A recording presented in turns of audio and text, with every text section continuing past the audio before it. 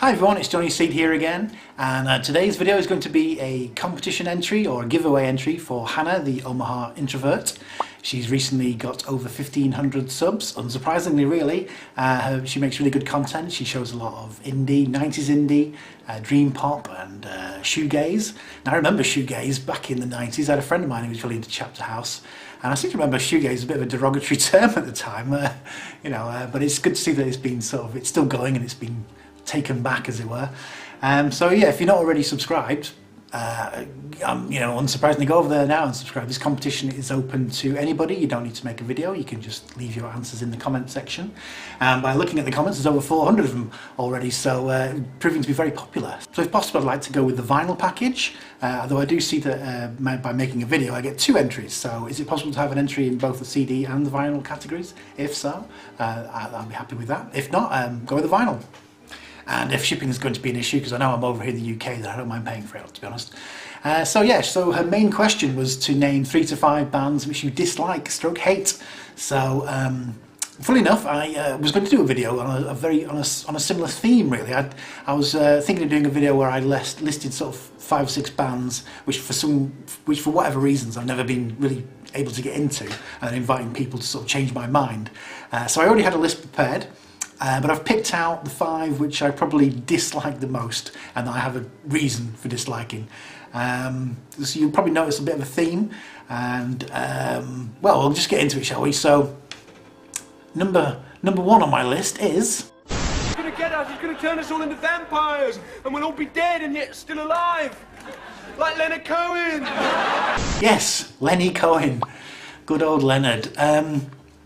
I don't really like depressing music, I think. I can respect him as a songwriter, but I've never really I don't really do depressing music, so that's why I don't really listen to much Leonard Cohen. So unless he's got like a bubblegum pop or a polka album somewhere deep in his discography, I'm probably not going to be dipping into it anytime soon. I like my music to be a bit more uplifting. That's not to say I don't like serious music, I don't like heavy music. I just, I don't really like dreary music, and unfortunately I do find Leonard Cohen's music to be a little bit dreary, what I've heard of it anyway. He did have one song in the Natural Born Killers soundtrack, the Oliver Stone film, which I quite liked, but that's really all I've probably heard. Yeah, it's just a bit too downbeat for my taste. So you did say in your competition video that this was ruffling some feathers, so I think this one might ruffle a few feathers, including yourself, because I saw that you were wearing this guy's t-shirt in your video. So yeah, my next pick is going to be Elvis Costello. Now this does come with a big asterisk. I do like his Elvis Costello and the Attractions. I really like, his early singles in the 70s, his post-punk, quirky, new wave stuff. Excellent. I really like Oliver's Army. I think that's one of the best songs of the 70s for me, one of my favourites. Accidents Will Happen, Pump It Up. But no, my problem comes in the mid-80s and onwards. Again, I think it's just his voice when he's doing slower, more kind of intimate songs. I don't know, it just grates on me a little bit. And I think what it might have come from, what was that album he had out in the mid-80s? Was it called Spike? I seem to remember he had an album called Spike. Anyway, whatever album it was that was in sort of 87-ish, I had a girlfriend at the time who was just listening to that album over and over again, and I couldn't stand it. And his version of, what's that song, Shipbuilding, I just find that really dreary. Very difficult to listen to. In fact, who was it who wrote that song? Just let me have a look, because that's reminding me of another singer whose voice I can't really stand to listen to. Just one moment.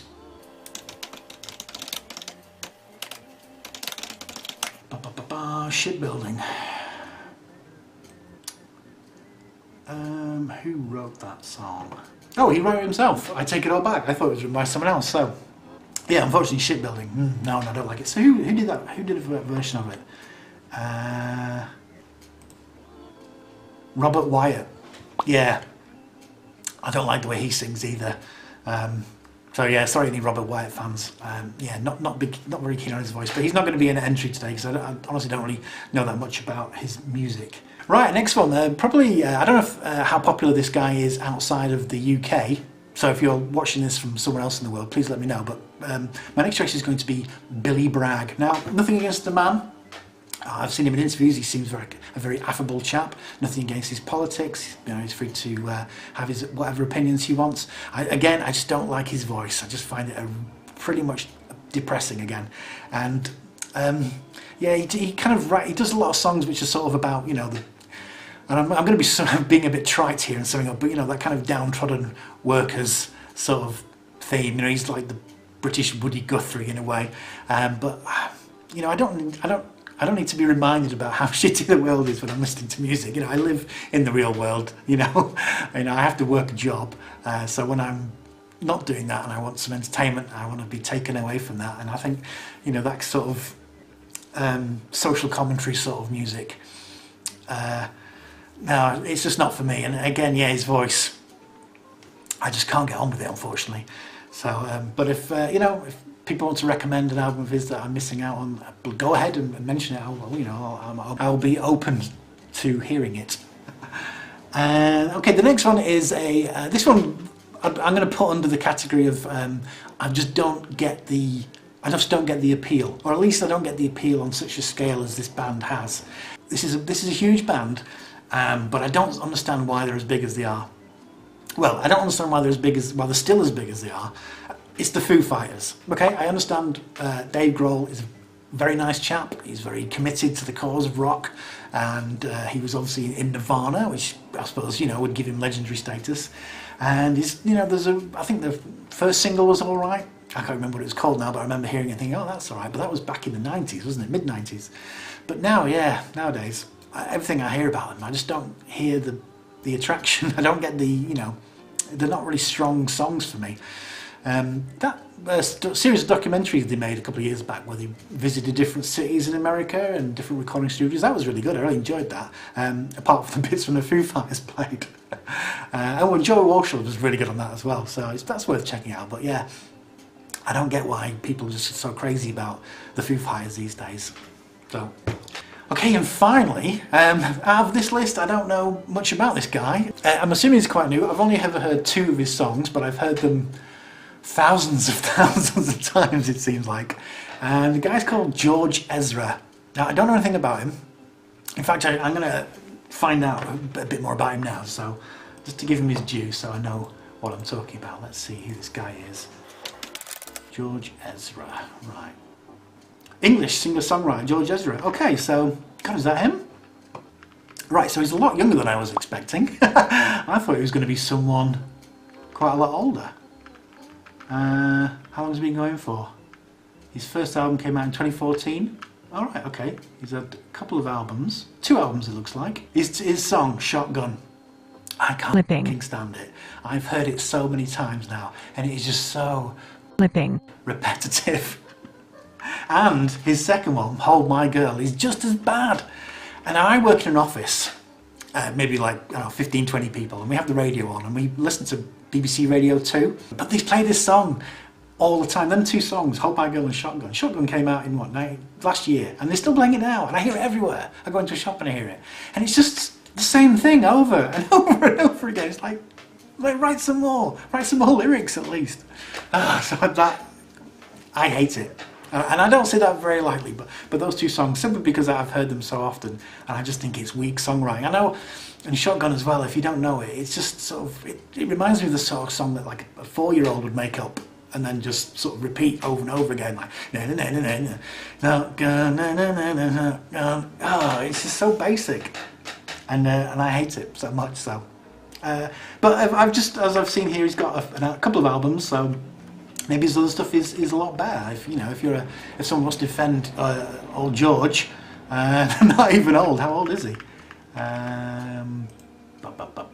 Born in 1993, so he's only young. Well, okay, I feel a bit guilty now about saying I hate it. I honestly thought he was a lot older. By the sound of his voice, he sounds like a middle-aged guy. So, all right, I feel a tiny bit bad for that because he's what, 25, and he's had far more success in songwriting than I've ever had and ever will have, so I can't really hold that against him.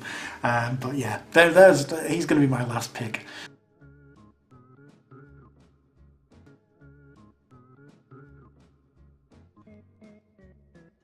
Okay, so if you disagree with any of my choices, then by all means go ahead and hit dislike the video and write a very long and in-depth reason as to why I'm wrong and why my videos are shit and why I should delete my channel. It's your opinion, so it's important that you get it off your chest. Okay, and the last part of the competition questions was, where do I buy my records, or is my favourite place to buy records from? Now, I am very much a value vinyl kind of guy.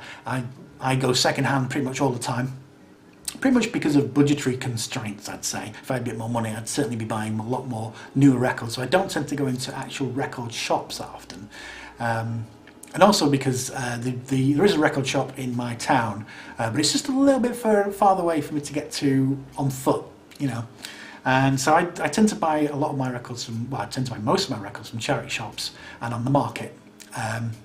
There's a shop quite near me, which is my favourite place. I'm not going to say which one it is. Not because I want people to get in there and steal the good stuff. I wouldn't do that at all. No, it's very close to where I live. I don't want to give away my address, so that's the only reason.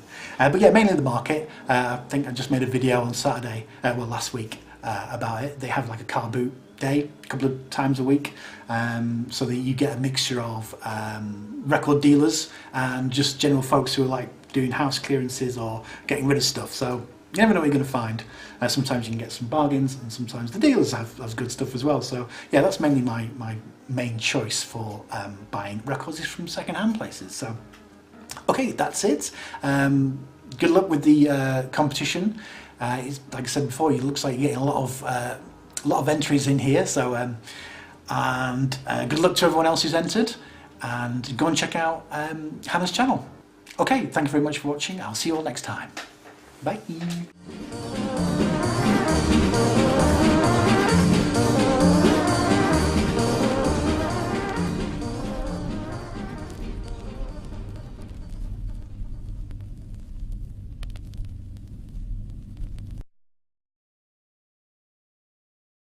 I'm assuming he's quite new.